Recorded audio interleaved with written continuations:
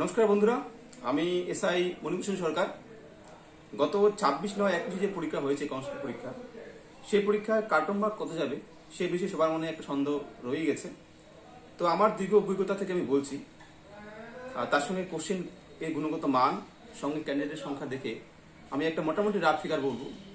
এটা যে হবে এমন কথা না, তবে আমার ধারণা যে এর মধ্যেই থাকবে কাট অফ মার্ক। তো তবে এক্ষেত্রে আমি কয়েকটা দিক বলবো। এবারে কিন্তু কোশ্চেনের গুণগত মানটা খুব ভালো হয়েছে, খুব সহজ বলা যাবে না, একটা ডাব্লিউবিসিএস লেভেলের কোশ্চেন এটা হয়েছে।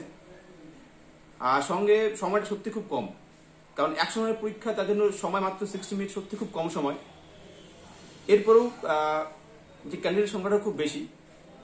তারপর এরপরে পিএমটি আছে, মেইনস আছে, ভাইবা আছে, সেসব দিক দিয়ে বিচার করে আমি একটা মোটামুটি রাফ ফিগার তুলে ধরেছি। সেটা হচ্ছে যারা জেনারেল মেল ক্যান্ডিডেট তাদের জন্য যেটা কাট অফ মার্ক আমি আইডিয়া করছি সেটা হচ্ছে 27 থেকে 30 পেলে আপনারা দৌড়, তার সঙ্গে মেইনসের প্রিপারেশন শুরু করুন। আর জেনারেল ফিমেল হলে আপনারা 25 বা তার বেশি পেলেই আপনারা কিন্তু মেইনসের প্রিপারেশন শুরু করতে পারেন। এবার আসি ওবিসি এর ক্ষেত্রে যারা মেল আছেন 25+ পেলে কিন্তু আপনারা মেইনসের প্রিপারেশন শুরু করেন। আর যারা ওবিসি ফিমেল তাদের 20+ পেলে আপনারা মেইনসের প্রিপারেশন শুরু করতে পারেন।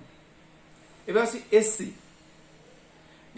যারা মেল আছেন 22 থেকে 25 পেলে কিন্তু আপনারা মেইনসের প্রিপারেশন শুরু করতে পারেন, একদম সময় নষ্ট করবেন না। এসসি ফিমেল যারা আছেন 17 থেকে 20,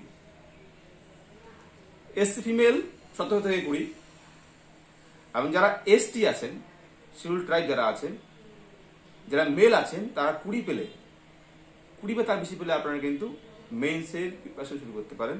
আর যারা এসসি ফিমেল আছেন তারা 16+ পেলে আপনারা কিন্তু মেইনসের প্রিপারেশন শুরু করতে পারেন।